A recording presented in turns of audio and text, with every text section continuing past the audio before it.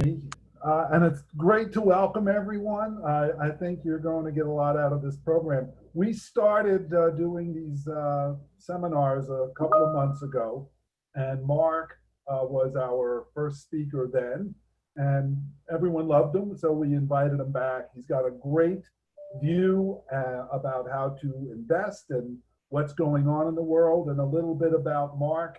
Mark is one of our lead investment advisors for our accounts. He leads the advisor as in our charitable gift annuities, our donor advised funds, many of the charitable remainder trusts. We rely on Mark and his team for expert advice.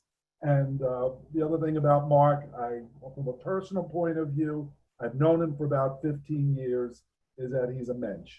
And him and his team do terrific work.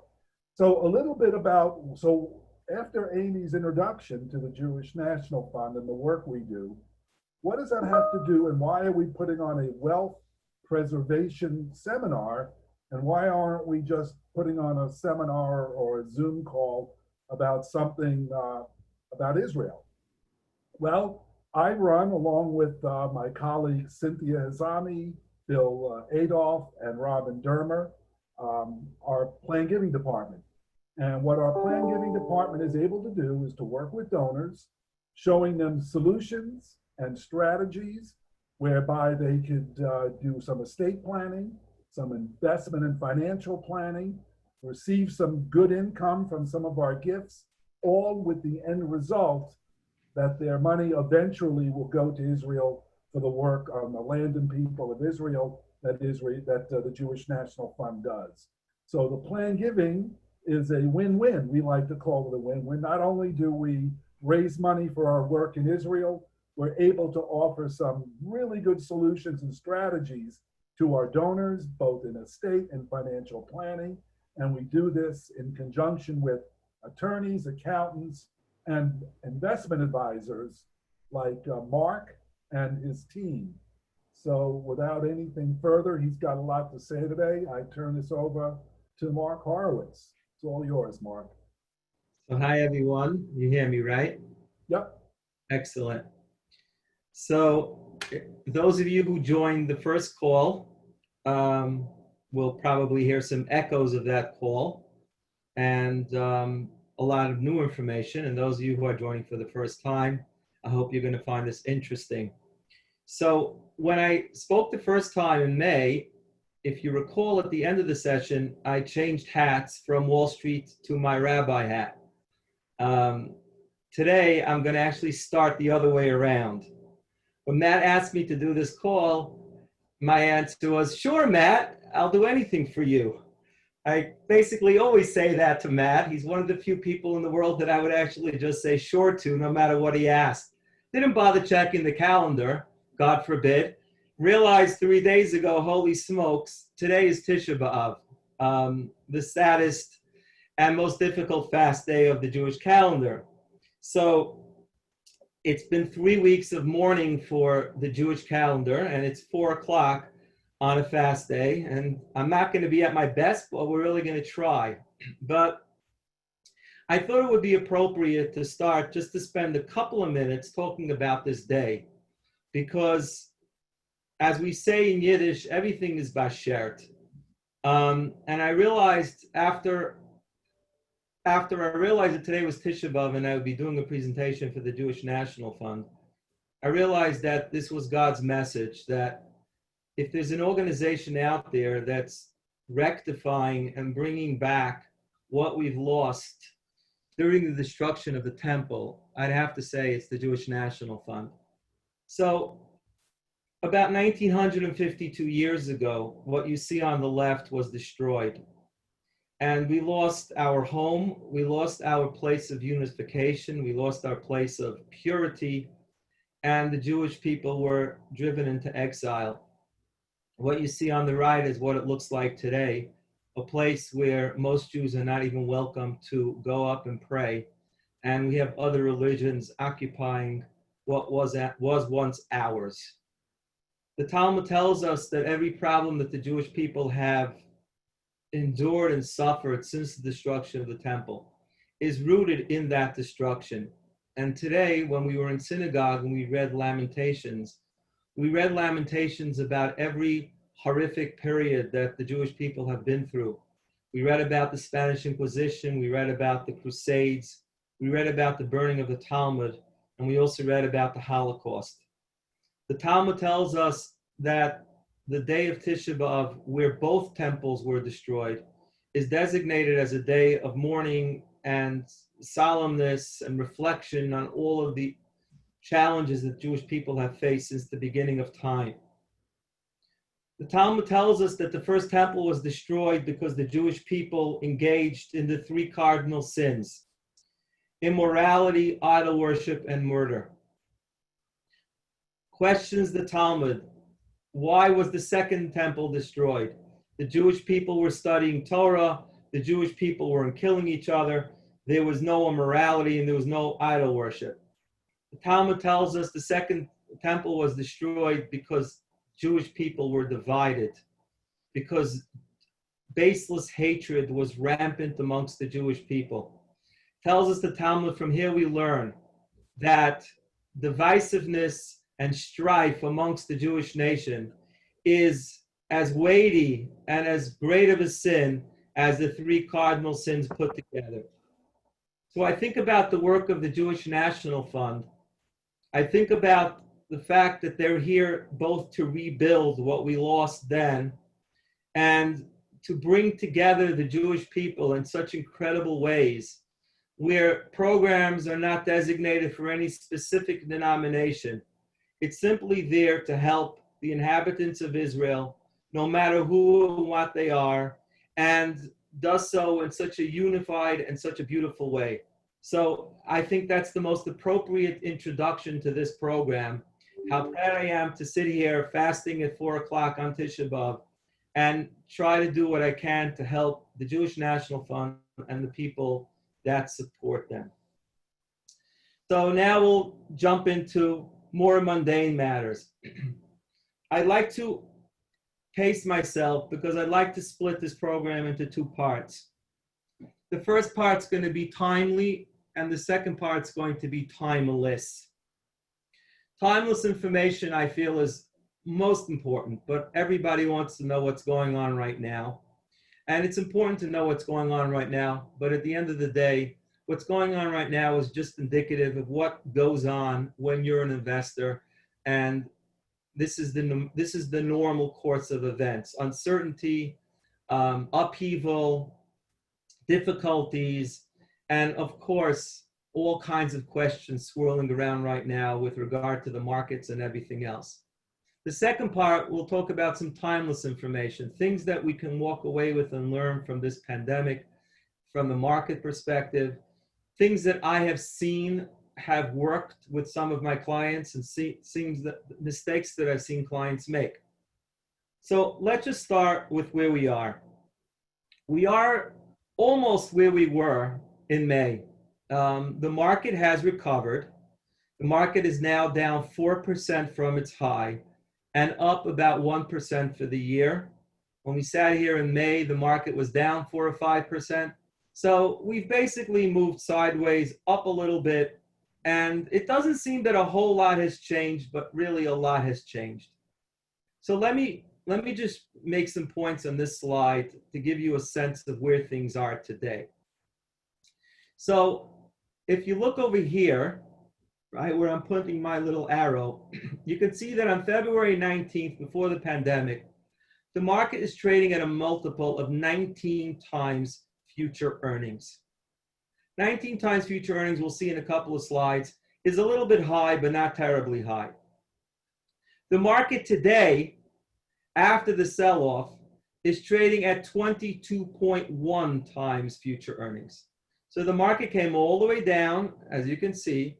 It came almost all the way up. Yet the multiple on the market, meaning the market is more expensive, even though its price is 4% lower than it was on February 19th. The reason for that is simple. Whenever we look at a market from a forward perspective, we are looking at what we anticipate earnings to look like over the coming quarters, or in this case, over 12 months. Now, since the pandemic has hit and businesses have closed down and economic growth has slowed down, obviously the expectation for earnings has gone down dramatically. In fact, it's gone down a lot. Yet, the market itself has basically been unmoved by that. And the only way for the price to be where it is today is for the price to earning multiple to go up, which makes the market more expensive. So, keeping that in mind, we look at what does it mean when a market is trading 22 times future earnings. What you're looking at here is where the market's price to earning multiple has been going back to 1995. And let me help you with this chart because Wall Street loves to create confusing charts and I like to simplify them. So the first thing I draw your attention to is right over here, the 25-year average. The average multiple of the market is 16.4. Now, average, we know, is meant to be broken. All of what you see here is how much it's deviated around the average. So you can see back in the go-go days of the internet bubble, the market was trading at 25 times earnings. And then at the low of the Great Recession, the market was trading at 10 times earnings. So it's kind of been all over the place. But what we do know is whenever it's below this line, it's inexpensive. And whenever it's above this line, it's expensive. When it gets above this line, it's really expensive. Those of you who follow statistical math will know that this means one standard deviation. One standard deviation means that 66% of the time, the market is down below here. Where we are today, I did the math before, we're close to a 2 standard deviation away from the market, which means that 95% of the time, the market is less expensive than it is where it is right now at 22 times earnings. Now, don't hit your sell button yet. Actually, you can't because it's 4 o'clock, after 4 o'clock, so you can't sell. But just to put that in perspective, we are certainly, when we look at the numbers, looking at an overpriced market. Let's go to the next chart. And we see that even though the market is overpriced, not everything has participated. And we talked about this in the last session, and it's gotten more pronounced since. So I'm just going to show you what's going on over here because this is the important chart. So blend is the S&P. And right here is the S&P, which is large cap blend. Now, just looking at this, you can see really there's 2 stories here. Over on the growth side of the world, the market is up 15.7. Over on the value side of the world, the market is down almost 13. Now, that's true in mid-cap stocks, and that's true in small-cap stocks. Everything here is positive. Everything here is negative. Basically, new economy stocks are doing really well. Old economy stocks are doing really poorly. This is actually, to some degree, comforting. It's comforting because when you go back to that 22 times multiple and you say the market is expensive, well, the answer is yes, but investors are being discriminatory in what they're buying and what they're not buying. And the old economy stocks, the ones that are the most affected by COVID, are being shunned. New economy stocks, which are the beneficiaries of COVID, are doing really, really well. Bill, there was a chart that I gave you last minute. Is that the last chart? It's towards the back, yes. Okay, let's jump. I wanted to show you something. There we go. A client of mine that runs a hedge fund sent this to me last night. I shot it over to Bill, who was kind enough to show it to us. And this tells an amazing story. What we're looking at is the percentage of purchases that take place online. And 6 months ago, if you were analyzing a company like Amazon or Apple or any of these companies, you had a projection for what the growth rate would look like in terms of online e-commerce. Look what's happened since the beginning of the pandemic. It's astonishing. We have captured 10 years worth of projected growth in 3 months.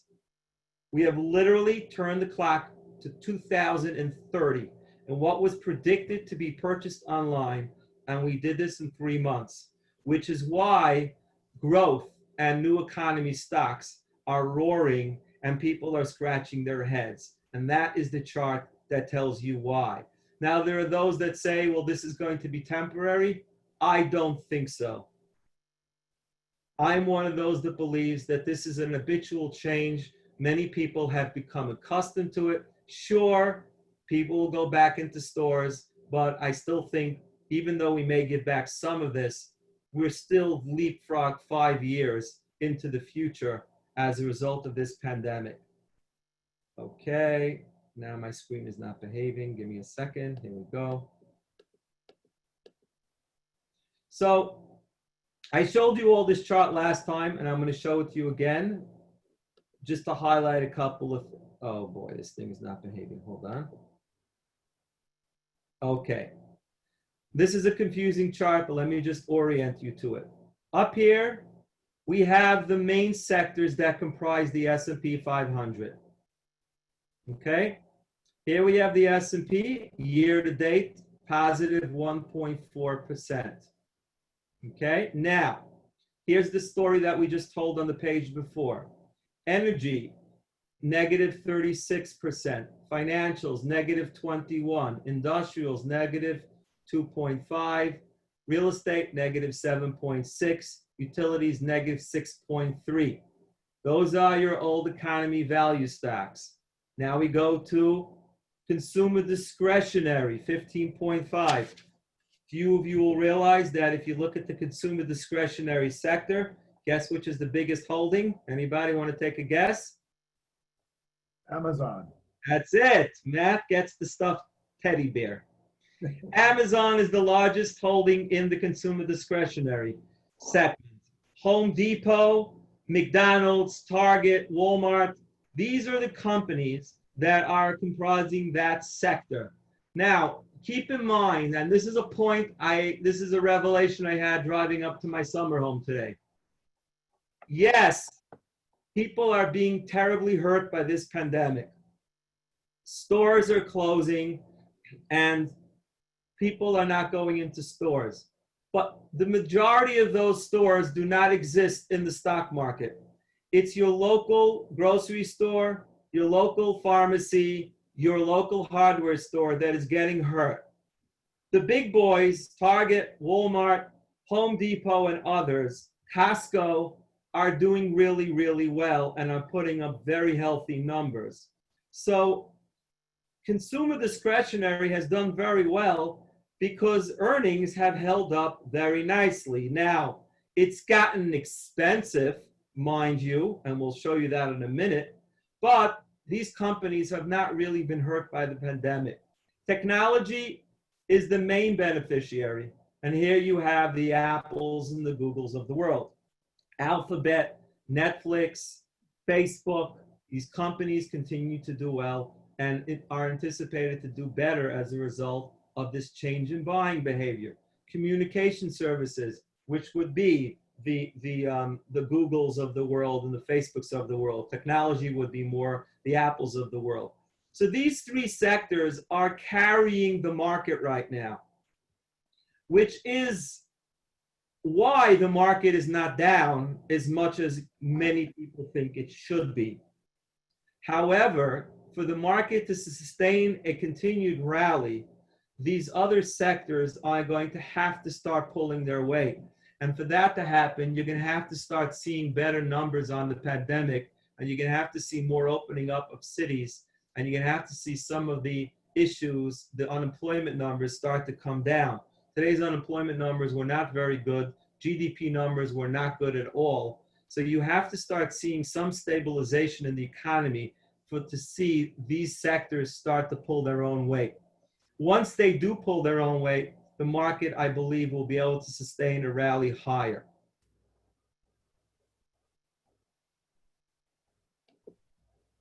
Okay. I like this chart. I like this chart because when I saw it, it told me what I intuitively had realized. And that was that things were getting better with regard to the pandemic. What I mean by getting better is the number of cases continues to rise, unfortunately, in the United States, but fatalities have fallen dramatically. If this data is correct, I haven't had time to double check it, but usually JP Morgan knows what it's talking about.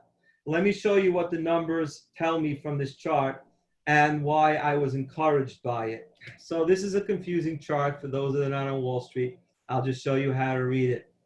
The blue line is the number of cases, and this is the scale for the blue line.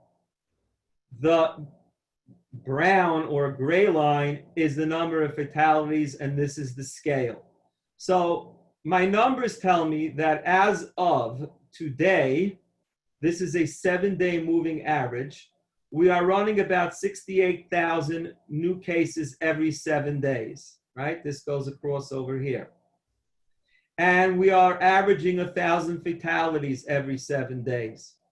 I went back and I looked at March 31st, when we were averaging 30,000 new cases a day, and we were averaging 7 days, and we were averaging 1,200 fatalities per 7 days. 1,200 fatalities on 30,000 cases is 4%. 1,000 fatalities on 68,000 is 1.5%. So however you slice it, maybe the testing got better. Maybe we know about more cases. But certainly what we believed was killing 4 to 5% of the people that got it seems, unfortunately, to be killing 1.5. 1.5 is not a small number. But whether this is due to better testing, whether this is due to better treatments, whatever it might be, this chart I put in here just to give you something to be happy about on Tisha B'Av, or at least be comforted about on Tisha B'Av. And hopefully this numbers continue to drop into the future. What's driving the markets right now?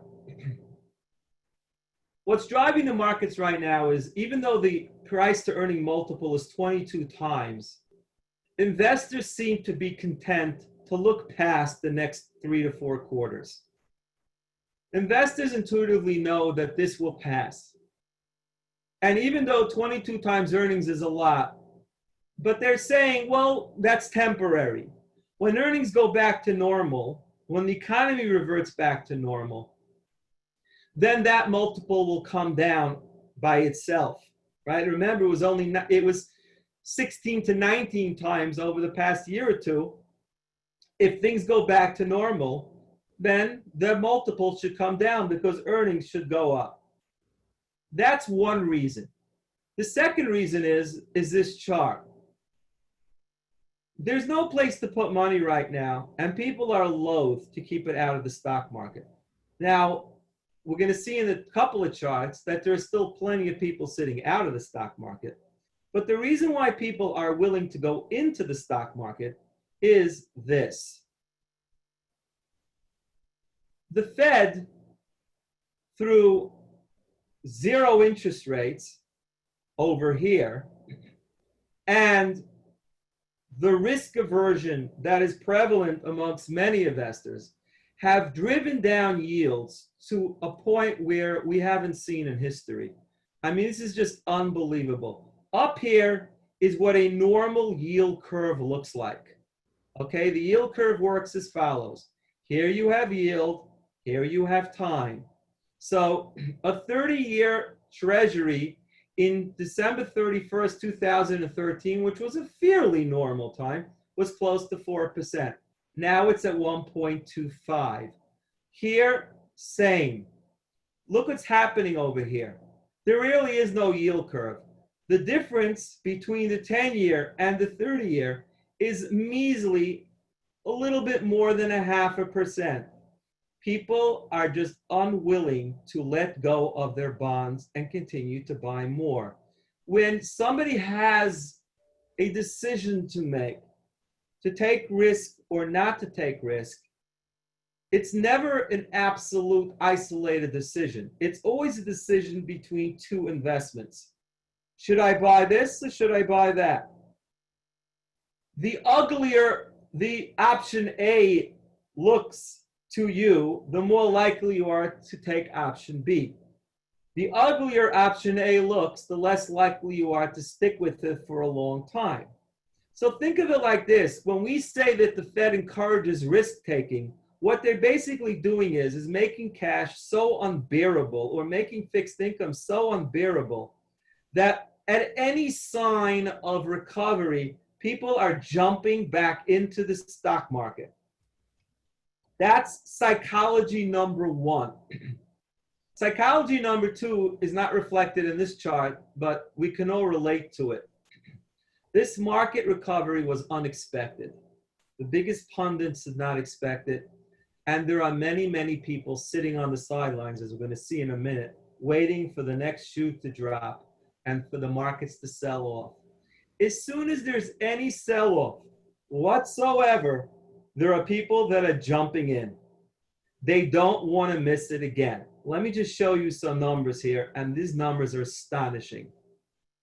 This is looking at money going in and going out of different asset classes each year going back to 2003.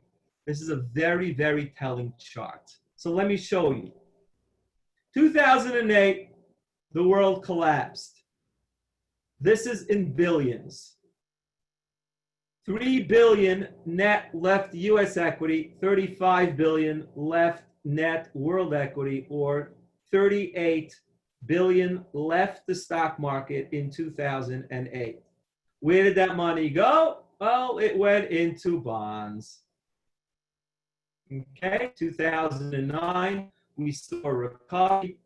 Money came back into the stock market. Money continued to flow into the bond market. And what you're going to find interesting on this chart is that in every year going back to 2003, there's been a net inflow or a net outflow, more or less, in all asset classes. Here you have net inflows into all asset classes. Here you have net flows, inflows, and outflows. Look what happened in 2020 year to date. Money has left everything. Stocks, bonds, multi-asset. Where has it gone? It's gone into cash. Right now, cash is sitting at an historically high number. Even though the market has recovered, we still have net outflows from the market. We still have net outflows from the bond market, and we still have an exorbitant amount of money sitting in cash. If you read any of the online forecasters, they will keep referring to the fact that there's still a lot of cash sitting on the sideline. Cash sitting on the sideline is very important because if we think about what we said before, this cash is earning nothing. And we'll know that cash earning nothing is actually losing money because of inflation. So let's just recap for a minute. Why hasn't the market cratered despite all this bad news?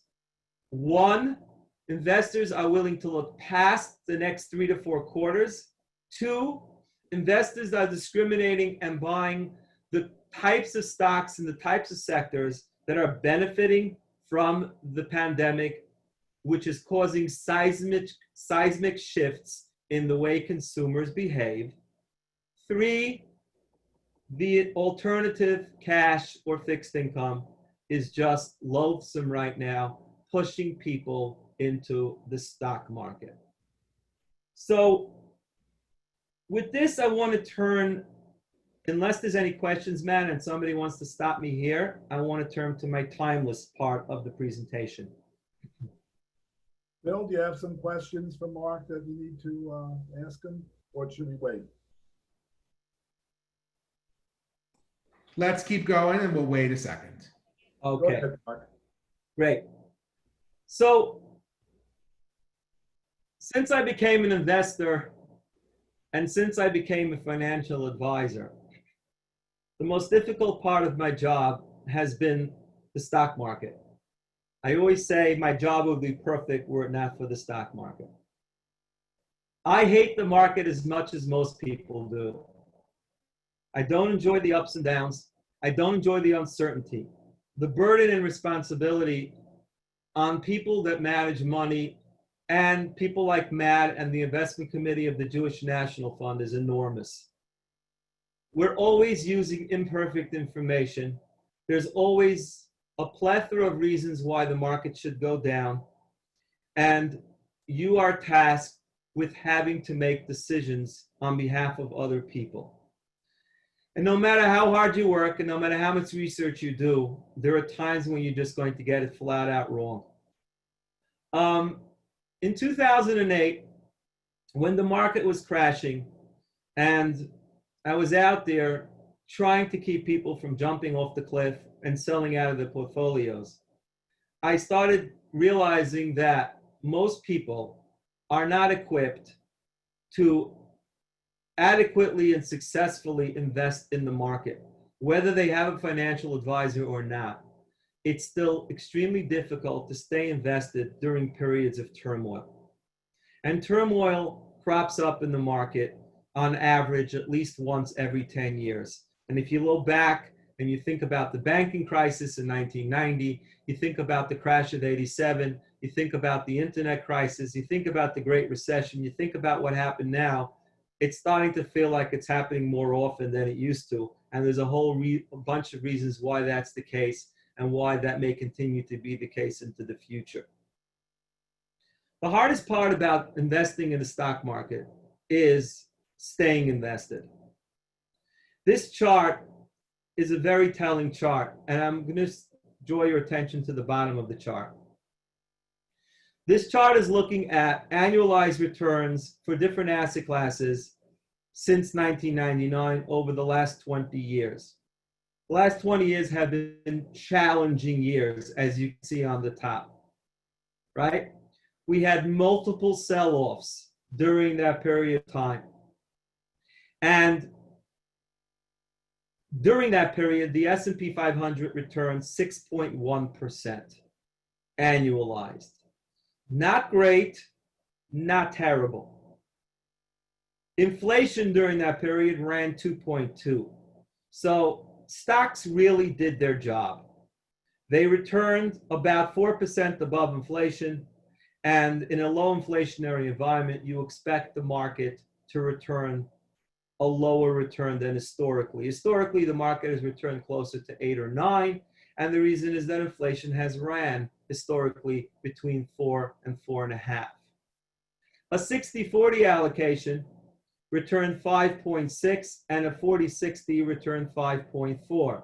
Now, if one looked at those numbers, they'd say, wow, why would anybody ever own the S&P 500 in its full strength when you can earn 80, 90% of that using a stock to bond mix, right? It wasn't that different if you think about it.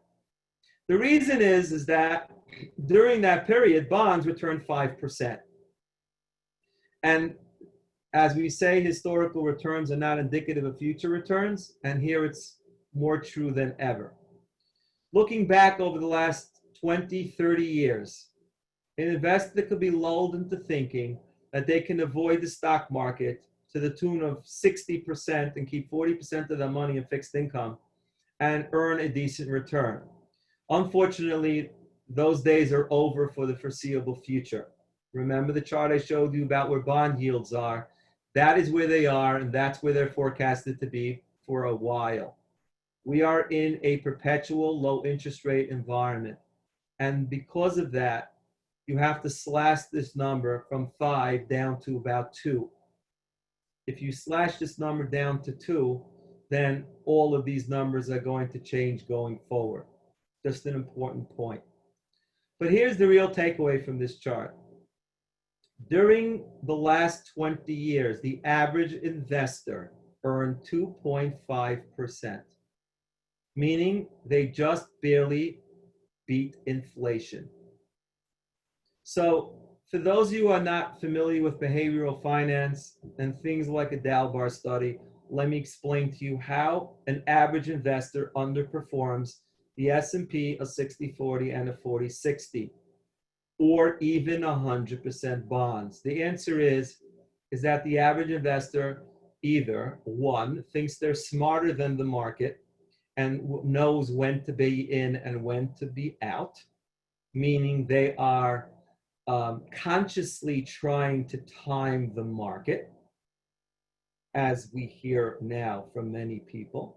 I just know the market's going to sell off. I just know the market's going to fall further. I just know the other shoe is going to drop. And therefore, please tell me why I should stay invested. For some people, it isn't that at all. For some people, it's just they can't handle the pain. And when the market sells off 30 or 40%, they capitulate. And then they go back in much, much, much, much, much later. So there are those who purposefully try to market time, and there are those who do it because they just can't handle the ride. Whatever the reason is, the average investor, as we saw the numbers going back to this chart, here, my friend, is the average investor. The average investor fled here and ran to here. They're timing both the stock and the bond market, and they're sitting here. Some of these people came out at the bottom when the market was down 30%.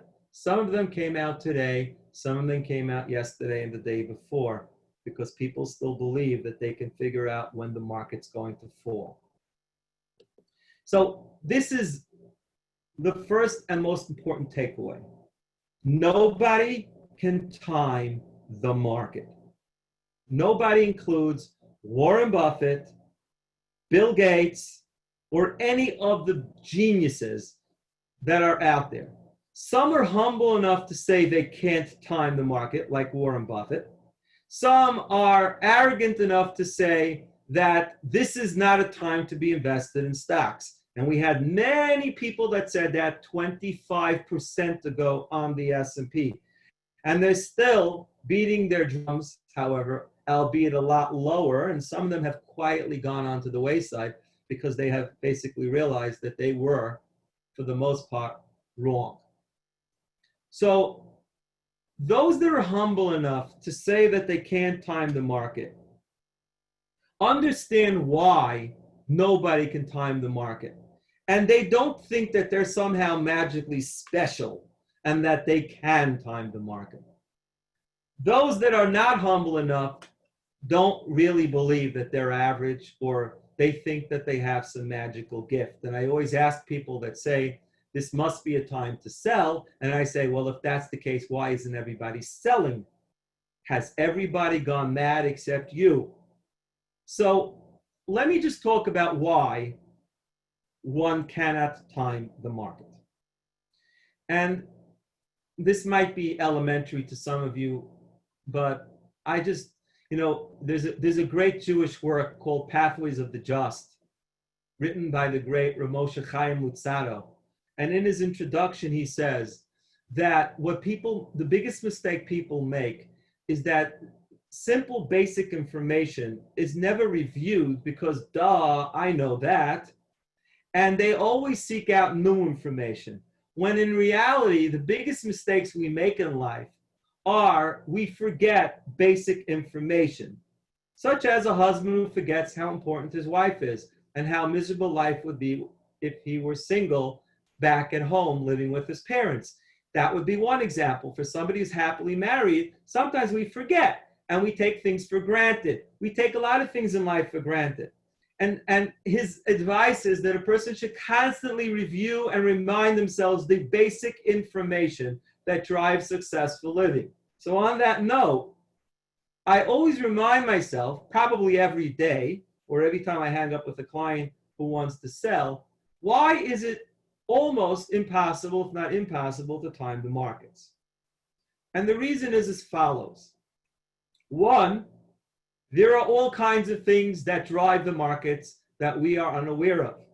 Number one, we can now, in hindsight, give you 25 reasons why the market went up. But in foresight, it was very hard to see. How many of you on this call saw Eastman Kodak going up 500% in 2 days the day before?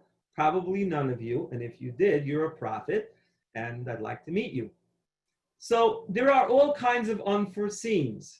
Vaccines that could come out, things that can happen in terms of the pandemic, treatments that could come out, government stimulus, and so on. And it's very difficult to know when things are transpiring how they're actually going to affect the market. And oftentimes, by the time we realize what's going on, the market has figured it out. That's number one. Number two, the market is forward-looking. Forward-looking, it means as follows. The market will feel better about anything and everything way before you do. The market will feel horrible about or miserable about anything and anything way before you do, meaning the market will always be a step ahead of you. So when the market sells off, you're probably scratching your head and trying to figure out, is it really that bad? By the time you realize how bad it is, the market's already figured it out and has already sold off. Now you're miserable and the market's starting to feel better. And now you're just starting to sell your stocks when the smart money in the market is starting to buy back. And the problem is that when a person is faced with the sell decision, sometimes it's a very easy decision. Even if you got this right, and right when the pandemic happened, you sold all your stocks. Let's imagine that you literally timed the market perfectly and you sold out of your entire portfolio the minute you saw the word COVID. And you were sitting nicely in cash. And you're watching the world get slaughtered and you're feeling really good about yourself. There are people that did this during the Great Recession. They sold out very, very early in the beginning. But here's what's going to happen. The sell decision is the easy part of the decision. The buy decision is the most difficult part of the decision. Because if you sold out at the beginning of the pandemic and you saw the market fall 32%, you felt vindicated. But you no way felt that this is the end of it. You felt this is a 50 to 60% sell-off, as many people predicted. Now the market has come back. And you're sitting in cash. And it's coming back and you're thinking, oh, this is a fake. This is what they call in Wall Street a dead cat bounce. And I'm going to see this next leg of the sell-off. And when that happens and it hits my target, I'm going to go back in. And now you're sitting here and you're scratching your head. Oh, you haven't lost anything. You haven't gained anything. But now you don't know when is it time to go back in or not. Now you just sat out the whole V and you're like, I'm not going in now. Now, history will show that most of those people will go back in 20 to 25% higher from when they got out. And that's just basic human psychology. Once you're sitting off the train and you're watching the cars go by, it's very, very difficult to get back in. If you sold in at the bottom, there's no way you're getting back in. So, as smart as people in Wall Street claim to be, anyone that tells you that they can time the market has to be a liar, or they have to be a prophet. It's one of the two. You have to be very humble as an investor, and you have to appreciate that even though all the signs for a sell-off are there right now, 22 times earnings, unemployment numbers growing at 1.4 million a week, GDP numbers down 9.5% this past quarter. We haven't seen such numbers since 1940s. All those indicators are screaming sell, sell, sell, sell. And I just encourage you to think, if I sell, how will I know when to buy? If I stay invested and I stick with a disciplined approach for the long term, the only price I will pay is perhaps some regret and some volatility if the market goes down again. If I get out of the market, I have a much, much more difficult decision to get back in. And how will I know when to do so? So since JP Morgan doesn't let me give specific investment advice, what I can say on an overarching fashion is that this is a time to not be all in, but certainly not be all out. To be selective, own quality companies. Another piece of timeless advice, which I discussed on the first call, and I want to reiterate on this call, is that successful investing requires conviction. If you don't feel conviction to what you own, don't own it. This is not a time to own things that you're iffy or wishy-washy about. If somebody sold you something because they told you it's a good thing to own, you don't understand what it is and how it performs, I would suggest you trade it in for something that you know more about. So let me give you some examples of what I mean, okay? Let's go back over here for a second. And let's take a sector. I don't know, let's take financials. All right? Let's just pick a company. I don't know. Oh, ever heard of JP Morgan? Let's pick JP Morgan. All right, now, of course, I'm not soliciting that anybody buy JP Morgan stock. We can just as easily pick Goldman or Bank of America or any of the others. And let's just make the following argument. Now, I'm not saying this is a factually correct argument. I'm saying it's certainly an argument that has weight and merit. So JP Morgan is trading at 10 times earnings right now. 10 times earnings. That's basically 50% less than the broader market. JP Morgan is trading at 10 times earnings because JP Morgan has lots of loans outstanding and people are afraid of the next shoe, which is perhaps loan defaults. JP Morgan just posted better than expected earnings and somehow managed to earn money during the pandemic. They probably will do very well the next quarter as well, but there's this big uncertainty swirling around the financial sector, which is keeping the multiples depressed and why that sector is down 21%. Now let's imagine, let me pick on who do I like. Let's imagine Robin becomes my client. Robin's like 21 years old, right, Robin? That's what you look 21 years old. Robin comes to Mark and says, I want to put away some money. And I want to know that I'm buying value right now. What do you think I can lock up for the next 5 to 10 years that has a very high degree of probability of doing really, really well? Well, Robin, how about we take a basket of very diversified, cash-rich banks, and we just put them into this little black box and lock it up and not open it for 5 to 10 years. Not that long for somebody that's 21. We'll open it up when you're 31. Now, we would have to imagine that unless capitalism comes to an end, Bank of America, Citigroup, Goldman Sachs, and JP Morgan, and Wells Fargo perhaps, will still be around fueling the US economy, okay? So, and that multiple will probably revert back to mean, which means that it'll probably be 15 to 16 times. And all things being equal, we should see a really, really nice return in these banks. So if a person takes that thesis and really thinks about it and says, what can truly go wrong over the next 5 to 10 years in big money center banks? The answer is not all that much. But right now, nobody wants to own them. These are the out of favor darlings.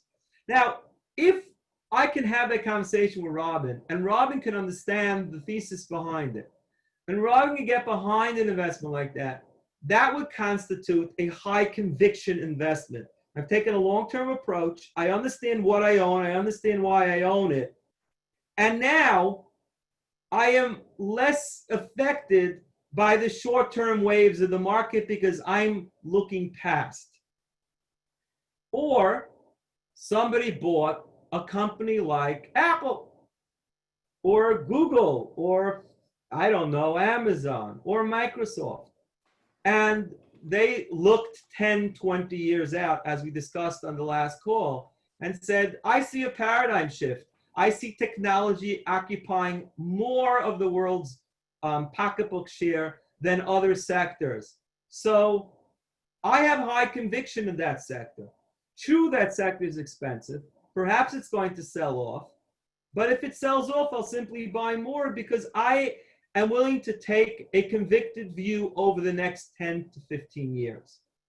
So what I've seen time and time again is that the more conviction you have for what you own, the more likely you are to stay invested, and the more likely you are to spare yourself the fate of the average investor that continues to underperform. Oh, this thing is driving me nuts. Hold on. I want this one. Or you can just leave it there, Mark, and then after this, we'll go to questions. So keep going. So this is what we're trying to avoid. And so let's just recap.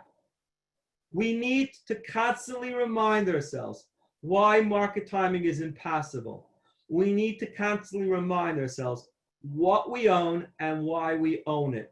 If you put those two together and you make sound investment decisions, you will be a very successful investor. Questions, Bill?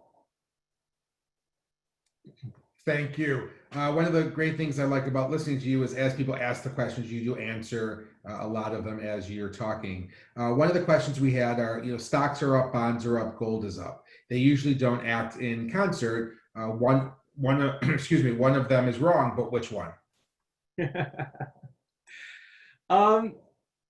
The answer is there's no right and wrong because we make right and wrong. If everybody decides that the bond market is overpriced and we decide that we're no longer going to tolerate lower than inflation returns, then it would prove self-fulfilling that the bond market was wrong. If we all decide that things are worse than we think and we should not be discounting the next 4 quarters, that would make the stock market wrong and the bond market wrong. Realize that right and wrong here is just the cumulative effect of all of our decisions. So the answer is, right now, there's a plethora of people who think the stock market's wrong, and there is a plethora of people who think the bond market's wrong, and then there's a lot of people that are hedging and sitting both in the middle. Which one is right or wrong is going to be dependent on us, where demand ultimately shifts. The answer longer term is the bond market has to be wrong. The reason why the bond market has to be wrong is that nobody should stay invested in anything that gives them a below inflation return. If inflation is running at 2.5%, and it's probably running around there, then you have to wonder, where's my chart, why everybody across the bond spectrum is willing to take returns that are, even in the 30-year case, half of inflation. I mean, this chart is astonishing. That means that I'm willing to settle for a 30-year bond at 1.25 below inflation. That's just mind-boggling. These people are reacting to extreme fear.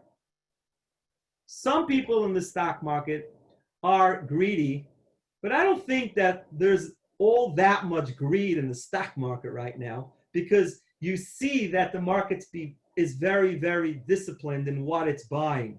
There is some greed. I mean, Eastman Kodak going up 500% on a $700 billion loan certainly has a lot of day trading greed in it. But you look at the outlook for technology stocks or consumer discretionary stocks, they're pretty reasonable. So they're priced a little bit higher. They're priced at 30 times earnings or 29 times earnings or 24 times earnings, but they're not priced 700 times earnings. So yes, there is some greed in the stock market, but I don't think that greed is rampant in the stock market.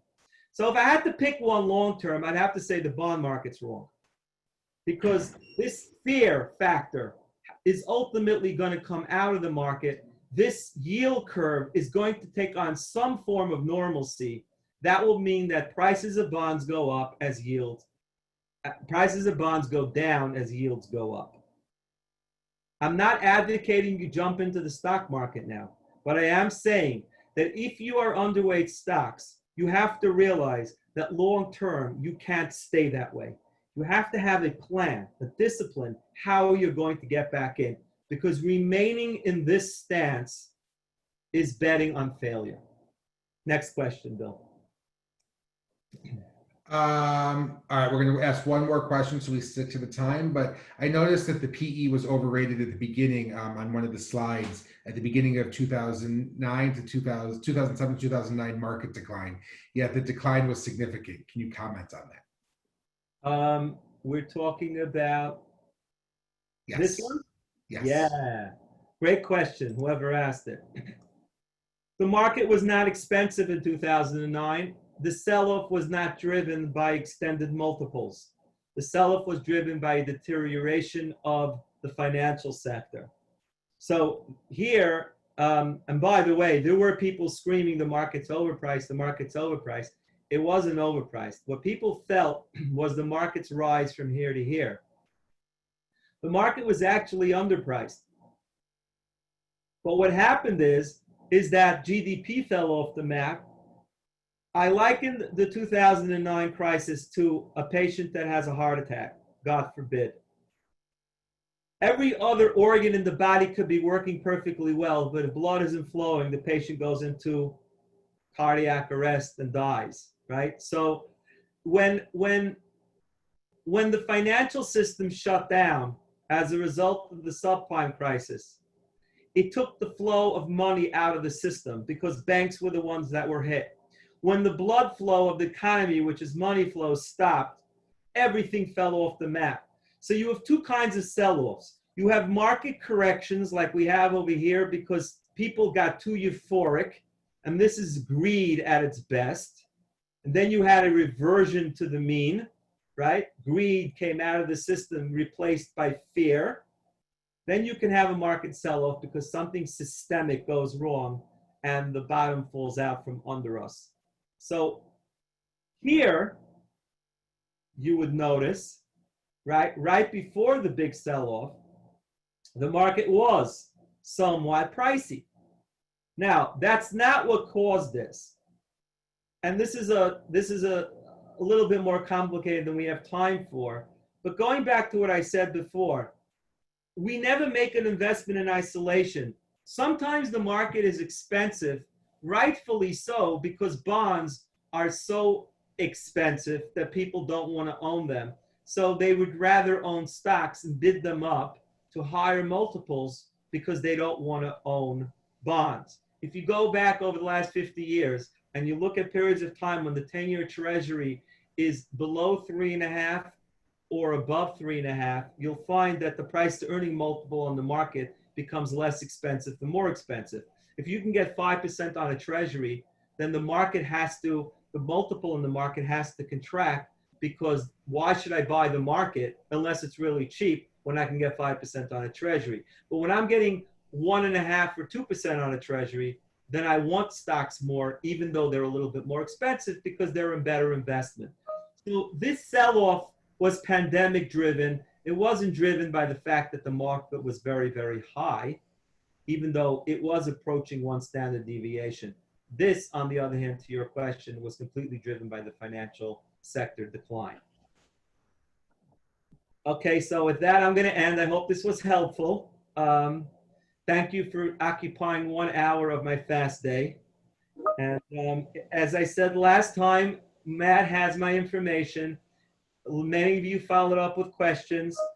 I always say the same thing. If you're a donor of the Jewish National Fund, you're a client of mine, and you do not have to hesitate to reach out to me with any questions that you may have. And I'm always happy to spend time on the phone or through email to answer them. Mark, I want to say thank you, as always, for a terrific presentation. And again, if anyone has any questions for Mark and you need his contact information, give me a call and I'll be happy to forward it on to you.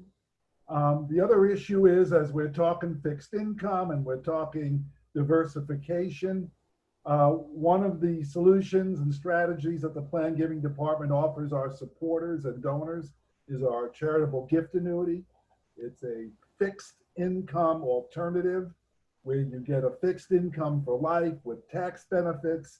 And when you no longer need the money, meaning you have probably passed on, whatever remains of that annuity stays with the Jewish National Fund for a charitable work. If you give us a call, we'll be able to show you that the rates are really competitive. So we look forward to hearing from you. And with that, we'll say thank you for joining us. We have another program next week on the charitable gift annuity and the Secures Act. So come on in and we'll have a nice discussion about some ideas and some strategies. Thank you. Thank you.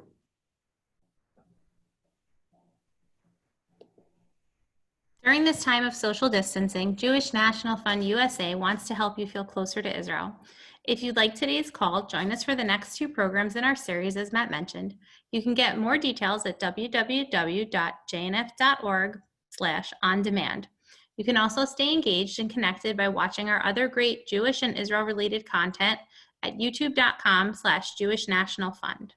I've listed contact information for all of our speakers today in the chat if you'd like to reach out. Thank you so much for coming and have a great day.